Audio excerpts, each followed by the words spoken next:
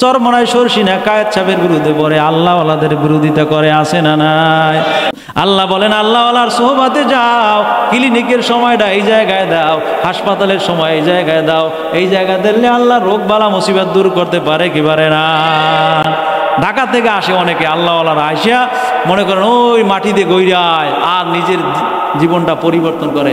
এই জন্য আগামী 26, 27, 28 চরমনের মাহফিল ইনশাল্লাহ নিয়াত করা যায় ইনশাল্লাহ। আর কায়েত শাহ হুজুরের দরবারে মাহফিল কবে? হ্যাঁ 21, 22 ওই জায়গায় যাই 2 দিন থাকবে। জামানা সোবাতে বাউলিয়া বেহতারাদ সাদ সলে তাআত বেরিয়া। আল্লাহওয়ালাদের সংস্পর্শে গেলে আল্লাহ কি নিয়ামত দান করে। ঘর থেকে বের হইয়া 12 বছরে আর ঘরের মধ্যে আসবেন না।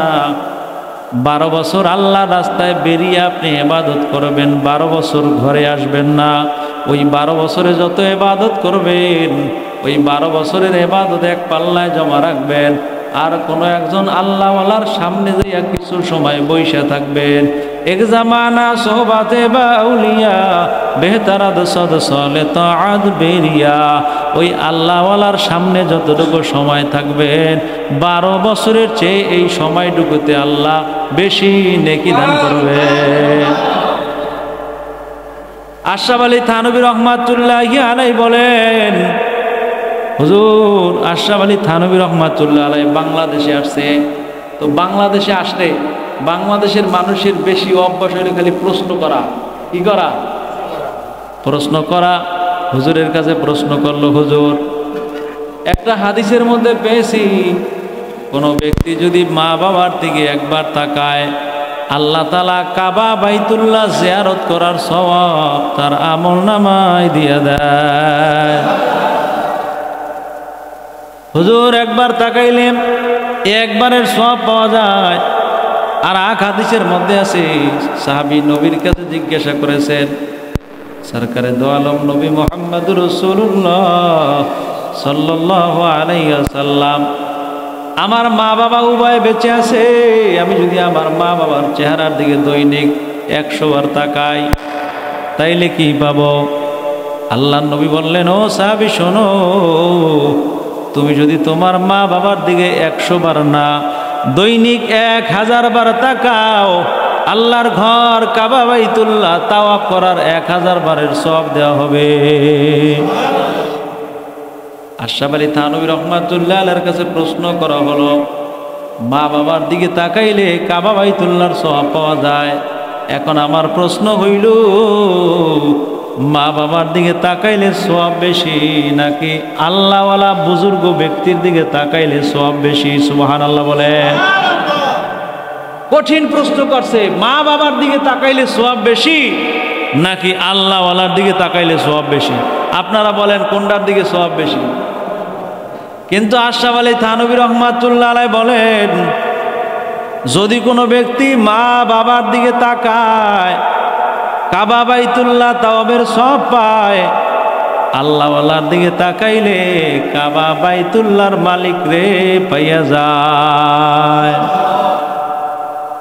हर रंग में तू है, बू में तू है, जा में तू हर दम, देखता हो जेदार देखता हो माई, तू है तू है तू है तू। যারা মা বাবার দিকে তাকায় তারা হইল কাবা বাইতুল্লাহ তাওয়াবের সওয়াব পায়। যারা আল্লাহওয়ালার দিকে তাকাইবে তারা কাবা বাইতুল্লাহর মালিকের সান্নিধ্য পেয়ে দিবে। আল্লাযীনা আমানু ওয়া কানু ইয়াত্তাকুন।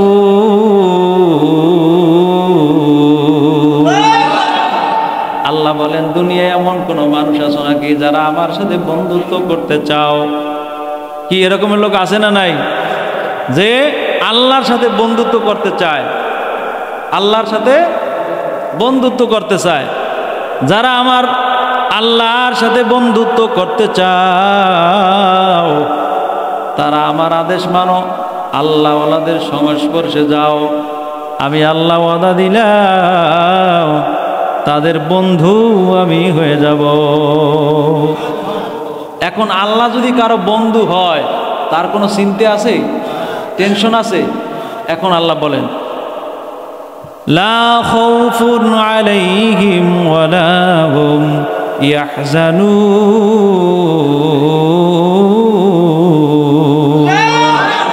তোমার কোনো ভয় নাই, টেনশন নাই, চিন্তা নাই, তোমার কোনো খৌফ নাই, আমি আল্লাহ তোমার জন্য যথেষ্ট হয়ে গেলাম। আল্লাহওয়ালাদের সংস্পর্শে গেলে আল্লাহ তাআলা তার বন্ধু হয়ে যাবে। আর যে ব্যক্তি আল্লাহ যে ব্যক্তির বন্ধু হবে তার কোনো চিন্তা আছে? বন্ধু যদি বিপদে পড়ে আর এক বন্ধু দৌড়ায়, বন্ধু যদি টাকার প্রয়োজন হয় আর এক বন্ধু টাকা নিয়ে সাহায্য সহযোগিতা করে, বন্ধু অসুস্থ হইলে আর এক বন্ধু মেডিকেলে নিয়ে ভর্তি করে, ঠিক কিনা? আল্লাহ বলেন আমার মেডিকেলে নেওয়া লাগবে না, টাকা দিয়ে সাহায্য করা লাগবে না। নাসরুম মিনাল্লাহ ফাতুন করিম ওয়া বাশশিরিল মুমিনিন। তুমি যখন ডাক দিবা আমাকে, আমি আল্লাহ তোমার জন্য তৈয়ার। সম্পদ লাগবে আমার কাছে চাইবা, সম্মান লাগবে আমার কাছে চাইবা। কারণ কত মানুষকে আমি সম্মান দান করেছি, কত মানুষকে আবার চেয়ার থেকে নামাইয়া বেইজ্জতি করেছি। আছে না নাই? চেয়ারে বসলেই যে সম্মান এমনটা না, অনেকে আছে চেয়ারে বসে আবার অসম্মানিত হয়ে, আছে না নাই? মিস্টার বুশ যখন আমেরিকার প্রেসিডেন্ট, তখন সাংবাদিক দুইটা জুতা দিয়ে বাড়ি দিয়েছে, ঠিক কিনা? তার মানে প্রেসিডেন্ট হইলেই যে সে বড় হয়ে গেছে এমনটা না, ওই চেয়ারে সম্মানের সহিত থাকাটা হলো বড় কিছু। আর যদি বেইজ্জতি হয় তার চেয়ে লানতলা ওই সমাজে কেউ হতে পারে না। যত উপরে ওঠো আবার নিচে নামাইতে পারে কি পারে না। এই জন্য কোনো এক আল্লাহর ওলি বলেছেন, উঁচু জায়গার পানি যেমন নিচু জায়গায় যায়, তেমনি আল্লাহর রহমত আসবে নম্রতার হৃদয়। বড়র বড়াই করলে দিলে রহমত আসে না, নিজেকে নিজে ছোট মনে করিও সদা। কারণ যেই জিনিসটা ছোট ওই জিনিসের উপর মায়া আছে না নাই? আছে। যেমনি ভাবে ছোট ছেলে অন্যায় করলে বাবা কিছু বলে না, বড় ছেলে অন্যায় করলে বাবায় ছাড়ে না, কানের উপর থাপ্পড় মারে, ঠিক কিনা বলে? তুমি বুঝতে শুনে এই অন্যায়টা কেমনে করছো? তুমি না বড় ছেলে, তুমি কেনই অন্যায় করেছো? আর ছোট্ট ছেলে অন্যায় করছে, মোবাইলটা হাত থেকে নিয়ে ফালাইয়া দিয়া মোবাইল ভাঙছে। বাবা যখন সন্তানরে কোলে লইছে আছাড় মারবে, এমন সময় সন্তানের চোখ বেয়ে বেয়ে পানি পড়ছে। পানিটা পড়ার আগে বাবার অন্তর নরম হয়ে গেছে। জোরে কোন সুবহানাল্লাহ। বাবা সন্তান কোলের মধ্যে নিয়ে ডাক দেয়, আব্বু তোমারে বলি নাই, তোমারে বলি নাই। কি জন্য? ওই সন্তান হলো ছোট, ছোট সন্তানের উপর বাবা মায়া আছে না নাই? আল্লাহ বলেন অখুলিকাল ইনসান দাঈফা। ওরে মানুষ, আমি তোমার উপর দয়া করছি এই জন্য, কারণ তুমি বড় দুর্বল। গরুর বাচ্চা দুনিয়াতে আসে, কোনো ব্যক্তির তার মায়ের স্তন দেখাই দেওয়া লাগে না। গরুর বাচ্চা নিজে নিজে দাঁড়াইয়া তারপর মাথা দিয়া মায়ের ওলানটাকে নরম করিয়া তারপর দুধ পান করে, ঠিক কিনা? ঠিক। কিন্তু মানুষের বাচ্চা দুনিয়াতে আসলে নিজে নিজে দুগ্ধ পান করতে পারে না, দাদি নানি মামি তারপর সহযোগিতা করে, ঠিক কিনা বলেন? আল্লাহ বলেন তুমি দুর্বল, তুমি দুর্বল। 2.5 বছর পর্যন্ত তোমার দুগ্ধ পান করানো লাগে।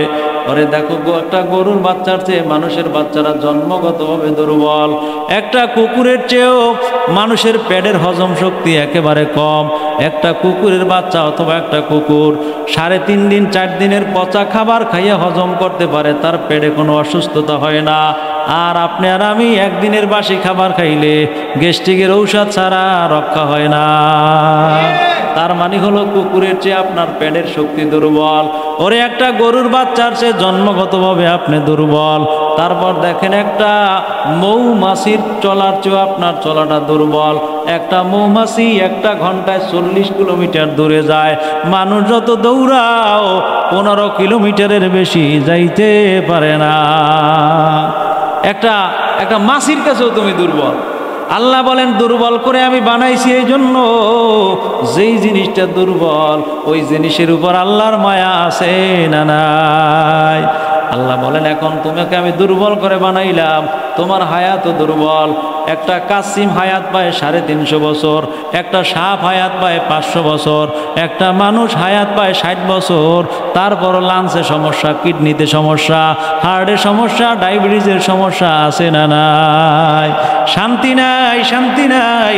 ডাক্তার বলে দিছে গরুর গোস্ত খাইবা না, ওরে ইলিশ মাছ খাইবা না, চিংড়ি মাছ খাইবা না, হাঁসের গোস্ত খাইবা না। এরকমের লোক আছে না নাই? বাংলাদেশের সবচেয়ে একজন বড় ধনী ছিল, ওনার টাকা সম্পদের অভাব ছিল না। উনি ঘোষণা করছে, আমার এই পেটের মধ্যে শক্তি দুর্বল, স্টোমাকের শক্তি দুর্বল হয়ে গেছে, তার মানে হজম শক্তি নাই। কোনো ব্যক্তি যদি আমার পেটের মধ্যে এক টুকরা গোস্ত হজম করাইতে পারে, এমন কোনো ডাক্তার যদি আসে, তাইলে আমার সম্পদের অর্ধেক তারে লিখে দিব। ওই ব্যক্তি শুধু ডাবের পানি খাইতে খাইতে দুনিয়া থেকে বিদায় নিছে, এক টুকরা গোস্ত খাইতে পারে নাই। তার মানে টাকাওয়ালা হইলে শান্তি নাই, যার যত টাকা বেশি সে তত অশান্তিতে। কি বোঝেন? যার টাকা যত বেশি সে তত অশান্তিতে। যার টাকা যত বেশি তার খানা তত নিষিদ্ধ, গরুর গোস্ত খাওয়া নিষেধ। এরপরে রাত্রিবেলা ঘুমাইতে লইছে, বেশি ঘুমানো যাবে না, ডায়াবেটিসের চাপ দিবে, আছে না নাই? আল্লাহ বলেন, আসবির নাফসাকা মাআল্লাযীনা ইয়াদউনা রাব্বাহুম বিল গাদাতি ওয়াল আশিয়্যি। যারা সকাল সন্ধ্যা আমারে ডাকে, তারা যদি কোনোদিন কোনো মুসিবতে পড়ে, আনা ইনদা জন্নি, আমি আল্লাহ তার সঙ্গী হইয়া যায়। সঙ্গী যখন বিপদে পড়ে তখন আর এক সঙ্গী উদ্ধার করে, সঙ্গী যখন মুসিবতে পড়ে আর এক সঙ্গী উদ্ধার করে, সঙ্গী যখন যা প্রয়োজন আর এক সঙ্গী ব্যবহার করে দেয়। আল্লাহ বলেন, সব মানুষের জন্য আমি আল্লাহ সপ্তম আসমানে অবস্থান করি। কিছু কিছু পরেশগার মুত্তাকিন ইমানদারের জন্য আমি ভোর রাত্রে তাহাজ্জুদের সময় প্রথম আসমানে আইসা ডাক দেই, ওরে বান্দা, তোমার শক্তি কমে গেছে, আমি আল্লাহর কাছে শক্তি চাও। আন্নাল কুওয়াতা লিল্লাহি জামিয়া, সমস্ত শক্তির উৎসকে তুমি আমার কাছে শক্তি চাইবা, আমি আল্লাহ তোমার দুর্বলতা কাটাইয়া শক্তির সঞ্চার করে দিব। তুমি অভাবী আছো, টাকা নাই, পয়সা নাই, আমি আল্লাহ সবাইকে সম্পদ দিতে পারি, তুমি আমার কাছে দাও, আমি আল্লাহ তোমার সম্পদের মালিক বানিয়ে দিব। কি আল্লাহ পারে কি পারে না? আল্লাহর ওলি মালিক ইবনে দিনার রহমাতুল্লাহ আলাইহির ঘটনা শুনেন। মালিক ইবনে দিনার রহমাতুল্লাহ আলাইহি যখন রওনা করলেন, নদী পাড়াইয়া মানুষকে দ্বীনের দাওয়াত দেওয়ার জন্য রওনা করলেন। ওই মালিক ইবনে দিনার একজন বড় আল্লাহর ওলি, কিন্তু নৌকায় উঠলেন, কিন্তু তার কাছে ভাড়া নাই, টাকা নাই, দিরহাম নাই, দিনার নাই, কেমনে ভাড়া দিবে? নৌকা যখন মাছ দরিয়ায় গেল, ওই নৌকার নাবিক দাঁড়াইয়া বলে, সবার পকেট থেকে টাকা বের করো, ভাড়া দেওয়া লাগবে। সবাই টাকা বের করে, আল্লাহর ওলির পকেটের মধ্যে টাকা নাই। মালিক ইবনে দিনার ওই নৌকাওয়ালাকে বলে, ও নৌকাওয়ালা ভাই, আমার কাছে টাকা নাই, তুমি আমাকে ক্ষমা করে দাও। 10 জনের মধ্যে 2-1টা লোক থাকে যে টাকা থাকে না, নিয়ম হইল তাকেও নিয়ে যাওয়া, কারণ তার বড় ধরনের সমস্যা থাকতে পারে। মালিক ইবনে দিনার বলে, আমার কাছে দিনার নাই, দিরহাম নাই, টাকা নাই, পয়সা নাই, কেমনে দেব? কিন্তু নৌকার নাবিক বলে, কাজ হবে না, আজকে নদীর মধ্যে ফালাইয়া দেব, ভয় দেখাইতেছে। আল্লাহর ওলি ডাক দিলেন, ও নদীর মাছ, আমার কাছে টাকা নাই, পয়সা নাই। আল্লাহর ওলি আল্লাহর কাছে বলেছে, আল্লাহ, এই মাছ দরিয়ায় পড়া ছাড়া আমার কোনো উপায় নাই, কারণ আমার কাছে টাকা পয়সা কিছু নাই। আল্লাহ অর্ডার করলেন, মালিক ইবনে দিনার, তুমি আমার বন্ধু, আমার বন্ধু যখন বিপদে পড়ে, বন্ধুকে বন্ধু রক্ষা করে, ঠিক কিনা বলে? কিন্তু আমি আল্লাহ এমন বন্ধু, আমার রক্ষা করার জন্য কারো কাছে যাওয়া লাগবে না। নদীর মাছকে ডাক দিছে, ও নদীর মাছ, আমার বন্ধু যখন নাবিকের কাছে বেইজ্জতি না হয়, তোমার কাছে বললাম, এই নদীর মধ্য থেকে স্বর্ণের টাকা নিয়া মালিক ইবনে দিনারের সামনে হাজির হয়ে যাও। মালিক ইবনে দিনার এমন আল্লাহর ওলি, যখন ডাক দিছে, দেখে নদীর মাছগুলো একের পর এক সিরিয়ালে দাঁড়াইছে। ওই মাছ বলতেছে, আমি আগে টাকা মালিক ইবনারের কাছে দিব, মালিক ইবনে দিনার রহমাতুল্লাহ আলাইহির কাছে দিব। মালিক ইবনে দিনার বলেন, আমার আল্লাহ বলেছেন ওয়াল্লাযীনা আমানু ওয়ালিউল্লাহ, যারা ঈমান আনে ভালো কাজ করে যারা সৎ পথে চলে তাদের বন্ধু আল্লাহ নিজে হয়ে যায়। এ মুসলমান, একটা কথা জিজ্ঞাসা করি, আপনারা সবাই কথাটা বুঝবেন, জবাবও দিতে পারবেন। নামাজ পড়া ভালো কাজ না খারাপ কাজ? যাকাত দেওয়া কি কাজ? আল্লাহওয়ালাদের সংস্পর্শে যাওয়া কেমন কাজ?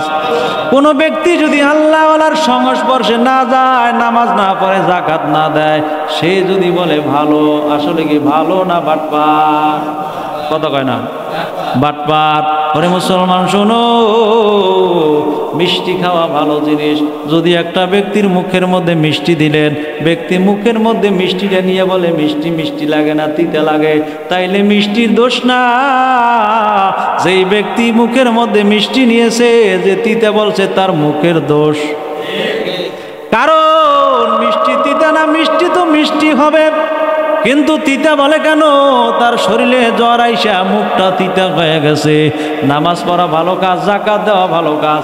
যেই ব্যক্তি নামাজ পড়ে, যেই ব্যক্তি যাকাত দেয়, আজান হলে মসজিদে আসে, ওই ব্যক্তির যদি কোনো ব্যক্তি খারাপ কয়, ওই নামাজি খারাপ না, যে নামাজ না পড়ে নামাজি ব্যক্তিকে খারাপ কয়, সে নিজেই খারাপ, ঠিক কিনা? চালাকি চলবে না এই জায়গায়, নিজের মন মতো কথা বলা যাবে না। আল্লাহওয়ালার সংস্পর্শে যাও। দুনিয়ায় কোনো গাঁজাখোরের কাছে যাইয়া কোনো গাঁজাখোর আল্লাহর ওলি হইছে? বিড়িখোরের কাছে যাইয়া বিড়িখোর আল্লাহর ওলি হয় নাই। খোঁজ নিয়ে দেখবেন, ওই তাবলিগে যাইয়া মানুষ নামাজি হইছে, চরমনায় যাইয়া নামাজি হইছে, কায়েদ সাহেবের দরবারে যাইয়া নামাজি হইছে কি হয় নাই? তারা নিঃসন্দেহে আল্লাহওয়ালা। এদের যারা বিরোধিতা করবে তারা হলো ভণ্ড। কথা কান্না। আল্লাহ বলেন ইয়া আইয়ুহাল্লাযীনা আমানুত্তাকুল্লাহ ওয়া কুনু মা'আস সাদিকিন।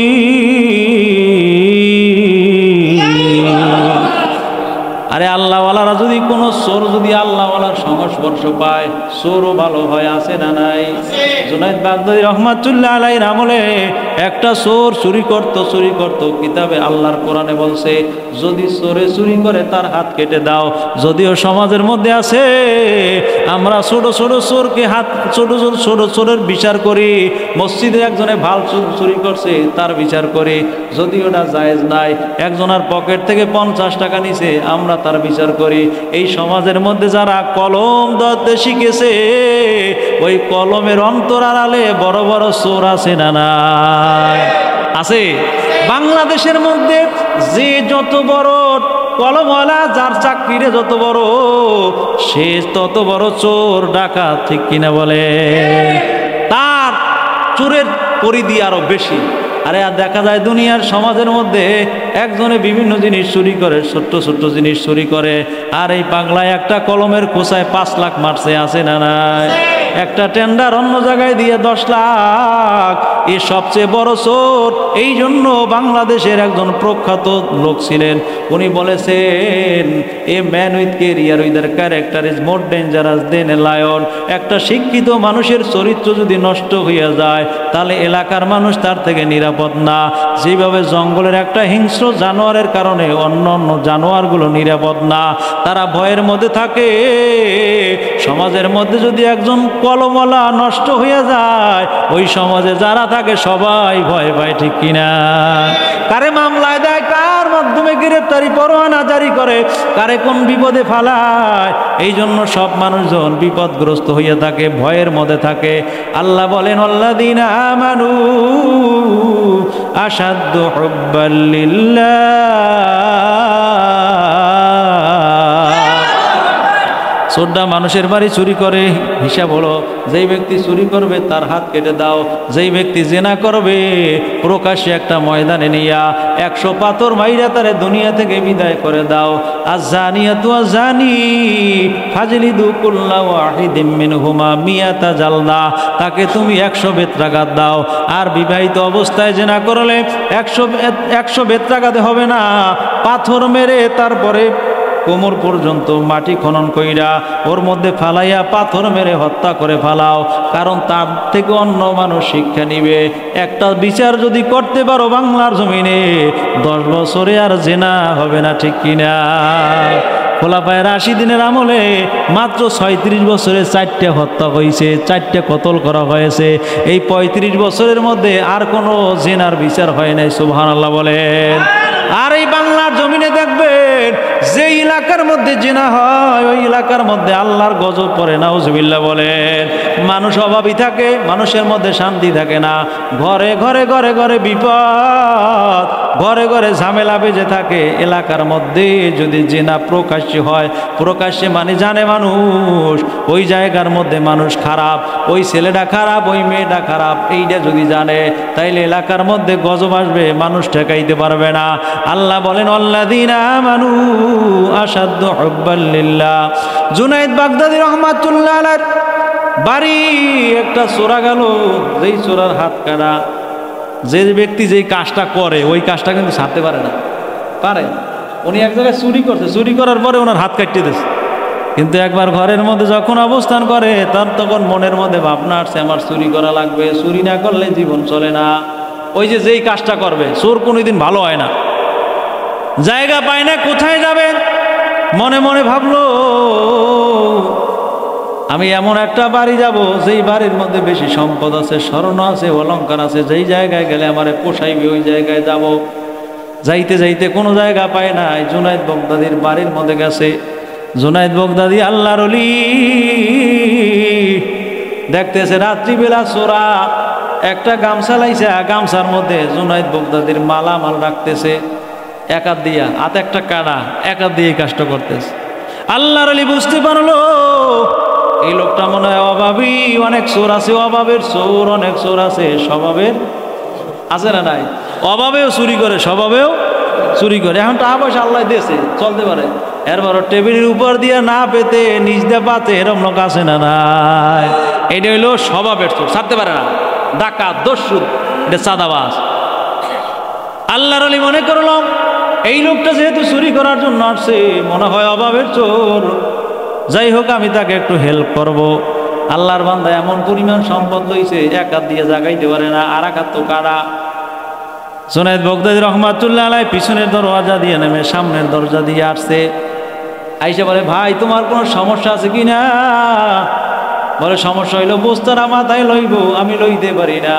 চোরাই মনে করছে এই লোকটাও মনে হয় চোর, তার দলের লোক, যার মনে যা লাভ দিয়ে ওরে তা, এই লোকটা মনে হয় চোর, তাই ওরাও কিছু ভাগ টাক দিব। কি করবো বলে এই বস্তাটা আমার মাথায় দাও।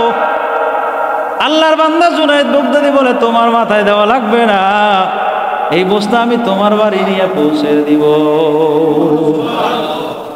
জুনায়েদ বাগদাদী মনে করছে, ওই লোকটা মনে করছে এই চোরা মনে হয় আমার সে একটু ছোট্ট চোর, যার জন্য আমার সহযোগিতা করতেছে। আল্লাহর বান্দা চলে গেল। চোরার বাড়ি যখন দিয়ে আসছে, জুনায়েদ বাগদাদী যখন চলে আসবে ওই সময় লোকটা জিজ্ঞাসা করে তুমি তোমার ভাগ নেবা নাকি? তুমি যে আমার কাছে একটু সময় দিয়েছো, এটা তুমি ভাগ পাবা, তুমি নেবা না? কয় না আমার লাগবে না। আল্লাহর বান্দা চলে গেছে। ওই চোরাই চিন্তা করতেছে, সকাল হয়ে গেল, ঘরের দরওয়াজায় দাঁড়িয়ে রয়েছে, চুরি করছে, এই মাল আবার কেউ নেওয়ার জন্য আসে কিনা। চোরের মনে কি পুলিশ, পুলিশ যদি কেউ আসে দাঁড়াই রয়েছে, কিন্তু কেউ আসে না, মনই মানে না। জুনায়েদ বাগদাদীর বাড়ির দিকে রওনা করলো। যাইয়া দেখে ওই জায়গায় কানা কানা কথাবার্তা হয় কিনা, যে গেল রাতে চুরি হয়েছে, কেউ কোনো কথা বলে কিনা। আল্লাহর বান্দা জুনায়েদ বাগদাদীর বাড়ির সামনে দাঁড়াইয়া ওই জায়গা থেকে দেখতেছে মানুষ দলে দলে বের হয়, প্রত্যেকের কানে কানে জিজ্ঞাসা করে ওই লোকের বাড়ির মধ্যে কোন বিষয়ে আলোচনা করা হয়। উনি মনে করতেছে যে কালকে যে রাত্রে চুরি হয়েছে ওই বিষয়ে আলোচনা করা হয় কিনা। কয়েক কোন বিষয়ে আলোচনা করা হয়েছে? এক লোক বলে আমি আগে 5 ওয়াক্ত নামাজ পড়তাম, মাঝে মাঝে 3 ওয়াক্ত পড়ি। আল্লাহর ওলির কাছে গেলাম, দেখিনি আল্লাহ আমারে 5 ওয়াক্ত নামাজ পড়ার তৌফিক দেয় কিনা। আরেকজনের কাছে জিজ্ঞাসা করে তুমি কি জন্য গেছো? বলে আমার কলবের মধ্যে হিংসা আছে, লোভ আছে, সম্পদের মায়া আছে। দুনিয়ায় রোগ হইলে ডাক্তারের কাছে যাই, দুনিয়ার রোগের চিকিৎসার জন্য ডাক্তারের শরণাপন্ন হওয়া লাগে, আত্মার চিকিৎসা করার জন্য আল্লাহওয়ালার দরবারে যাওয়া লাগে কি লাগে না? এই জায়গার মধ্যে একজন আল্লাহর ওলি আছে যার নাম হলো জুনায়েদ বাগদাদী। আমরা তার কাছে গেছি, সুবহানাল্লাহ বলেন। আল্লাহর বান্দা কেমন ভাবে কুনু মা সাদিকিন ইসলাহ করতেছে। আল্লাহর বান্দা জুনায়েদ বাগদাদী রহমাতুল্লাহ আলাইহির কাছে যাইয়া জুনায়েদ বাগদাদীর চেহারার দিকে তাকাইয়া দেখে গেল রাত্রে যেই লোকটা তার চুরি করা মালামাল লাগাই দিয়েছে, কিন্তু যেই ব্যক্তি ইসলাহের নফসের জন্য চেয়ারে বসা ওই ব্যক্তিকে ওই চোরাই দেখতে পাইছে। ডাক দিয়ে বলে, হুজুর গেল রাত্রে তো আপনি আমারে সহযোগিতা করেছিলেন চুরি করার জন্য, আমি আসছি, আমার মধ্যে চোরা অভ্যাস আমি ছাড়তে পারি না, আপনি আমাকে ইসলাহ করে দেন, আমারেও ঠিক মতো 5 ওয়াক্ত নামাজের তালকিন করে দেন, আমারে আল্লাহর বন্ধু বানায়া দেন। ওরে দুনিয়ায় বিবাহ করতে হইলে একজন উকিল লাগে, রায়বার লাগে, চার পাড়াইতে হইলে ধরনী লাগে, দুনিয়ার মামলায় পড়লে একজন উকিল লাগে, আল্লাহরে পাইতে হইলে একটা মাধ্যম লাগে, কি লাগে না? এটা হলো পীর বা মুর্শিদ, এটা হলো আল্লাহওয়ালা বুজুর্গ ব্যক্তি, তলবে আলেম, আলেম ওলামা। যে যত আলেমের শরণাপন্ন হবে পরকালে সে তত আগাইয়া যাবে, আর যে যত আলেমের বিরুদ্ধে বলবে তার কপাল পড়বে, মৃত্যুর সময় বেঈমান হইয়া মরবে, কালেমা পড়তে পারবে না। যদিও সে নিজে বোঝে না, মানুষে বুঝাইলেও বোঝে না, তারপর আলেমের বিরুদ্ধে বলে, চরমনায় সরসিনা কায়েত সাহেবের বিরুদ্ধে বলে, আল্লাহওয়ালাদের বিরোধিতা করে, আসে না নাই? নিজেরে নিজে পণ্ডিত মনে করিও না, আল্লাহওয়ালাদের সংস্পর্শে যাও, জীবন পরিবর্তন হয়ে যাবে। ভালো মানুষের সঙ্গে থাকো, ভালো মানুষ হইতে পারবা, নাইলে মৃত্যুর সময় কালেমা নসিব হবে না। ওরে দুনিয়ার মধ্যে যেই আলেমের বিরোধিতা করবা ওই আলেম কিন্তু তোমার বাবার কাপড়ের কাপড় কাটছে, ওই আলেমে তোমার বাবায় মরার পরে গোসল করাইছে, ঠিক কিনা? কত মানুষ মরলে দেখা যায় পায়খানা করে, ও সন্তান তুমি গোসল করাইতে পারো নাই, পাশের বাড়ি ওই আর একটা লোকের খোঁজো, কই দিল আর ভাই, কই আর এক ভাই, কোন ভাই গোসল করায়, তুমি জানো না গোসল করাইতে 5টা ঢিলে লওয়া লাগে, কি লাগে না? লয় কেন? ঢিলেটা লয় কেন? ওই পায়খানা ছালায়, আমি তো করেন, আমি তো দুর্গন্ধ পান, এরপরও তো এর বিরুদ্ধে কতক্ষণ আছে না নাই? ওরে পায়খানা সরাইতে 5টা ঢিলা কুলুপ রয়েছে, কয় 5টায় কাম হইবে না। আজরাইলে এমন ভাবে ধাক্কা মারছে পায়খানা পড়া শুরু হয়ে গেছে, 5টায় কাম হয় না, কয় 7টা লও, আছে না নাই? 7টা হয় না 9টা লও। তোমার বাবার গু পরিষ্কার করছে আর একজন, তুমি তার বিরুদ্ধে কেমনে অবস্থান করো? আল্লাহ বলেন, মান আদালি ওয়ালিয়ান ফাকাদ আযানতুহু বিল হার। যারা তোমাকে সহযোগিতা করেছে, তোমার বাবা মাকে সহযোগিতা করেছে, যারা ইসলাম মানা মানুষ, তারা পাঞ্জাবি গায়ে দিলে পাঞ্জাবির বিরুদ্ধে কথা বলবা না, তারা টুপি মাথায় দিলে টুপির বিরুদ্ধে কথা বলবা না। যদি বলো পরকালে তার সামনে উপস্থিত করা হবে, তখন তোমার রক্ষা হবে না, ঠিক কিনা? আল্লাহ বলেন, কুনু মা সাদিকিন। সময়ের এত ব্যস্ত, আমি চরমনায় 3 দিন মাহফিল যাওয়ার সময় পাই না, কায়েত সাহেবের দরবারে 2 দিন মাহফিল যাওয়ার সময় পাই না, ওই টঙ্গীর ইজতেমা 3 দিন মানুষ থাকে, খায়, ঘুমায়, নামাজ পড়ে, ইবাদত করে, যাওয়ার সময় পাই না, আছে না নাই? যখন অসুস্থ শেরে বাংলায় 15 দিন সময় দাও, যখন অসুস্থ তখন বিছানা থেকে লড়তে পারো না, আসেনি? ওইটা থাকতে পারে, শেরে বাংলায় থাকতে পারে, ক্লিনিকে পড়ে থাকতে পারে, মাসকে মাস এক একটা রোগীর জন্য। আল্লাহ বলেন, আল্লাহওয়ালার সোহবাতে যাও, ক্লিনিকের সময়টা এই জায়গায় দাও, হাসপাতালের সময় এই জায়গায় দাও, এই জায়গায় দিলে আল্লাহ রোগ বালা মুসিবত দূর করতে পারে কি পারে না? ঢাকা থেকে আসে অনেকে, আল্লাহওয়ালারা আইসা মনে করেন ওই মাটিতে গইরায় আর নিজের জীবনটা পরিবর্তন করে। এই জন্য আগামী 26, 27, 28 চরমনের মাহফিল, আমরা তো যাই মোনাজাতের দিন, যাই কিছু তবারক জিলাপি টিলাপি কিনে লই, খন্তার আসারি মশারি কম্বল এগুলো কিনে লই, আছে না নাই? কিন্তু 3 দিন না থাকলে মজা পাইবেন না, 3 দিন থাকতে হইবে, ইনশাল্লাহ নিয়াত করা যায় ইনশাল্লাহ। আর কায়েত সাহেব হুজুরের দরবারে মাহফিল কবে? 21, 22 ওই জায়গায় যাই 2 দিন থাকবেন। টঙ্গীতে ইজতেমা জানুয়ারিতে, এখন পর্যন্ত তারিখটা সিদ্ধান্ত হয় নাই, আমাদের ওলামা গ্রুপের, এটাও জানাবো, সময় দেবেন, আল্লাহ জীবনের মোড় পরিবর্তন করে দিবে।